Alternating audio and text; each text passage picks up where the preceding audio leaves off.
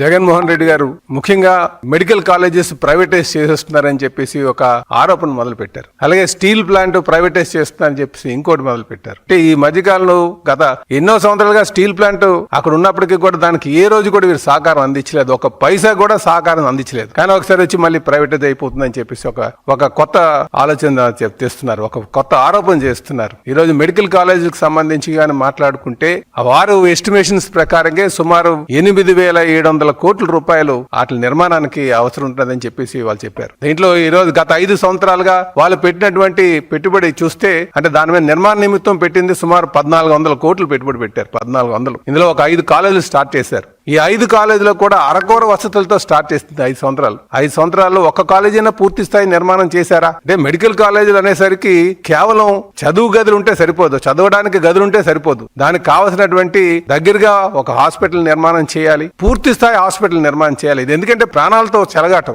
ప్రాణాలు కాపాడేటువంటి పరిస్థితి ఉండాలి. దానికి కావలసినటువంటి పూర్తి మౌలిక సదుపాయాలు ఉండాలి, పూర్తి స్థాయి వసతులు ఉండాలి. అటు వాళ్ళు చదువు చెప్పడానికి కావచ్చు, అటు పూర్తి స్థాయి టీచింగ్ స్టాఫ్ ఉండాలి. అంటే చెప్పాలంటే సుమారు 1000 మంది ఒక్కొక్క కాలేజీకి స్టాఫ్ అవసరం ఉంటారు. గత 5 సంవత్సరాలుగా మీరేమేం చేయగలిగారా? పూర్తి స్థాయి కాలేజ్ నిర్మాణం చేశారా? పులివెందుల సీఎం గా భావిస్తూ మీరు మీ ప్రాంతానికే 400 కోట్లు పెట్టుబడి పెట్టారు. అక్కడైనా సరే సుమారు 40% స్టాఫ్ తోనే రన్ అవుతుంది. మిగతా స్టాఫ్ ఎక్కడున్నారు? అంటే మేము ఏం చెప్తామంటే ఈ రోజు మీరు 400 పెట్టి ఇంకా మేము మొత్తం పూర్తి స్థాయి నిర్మాణం చేసేసాం అని చెప్పేసి మీరు ప్రజల దగ్గరికి ప్రజల్ని తప్పుదోవ పెట్టించడం ఎంతవరకు కరెక్ట్ అని చెప్పి మేము అడుగుతున్నాం.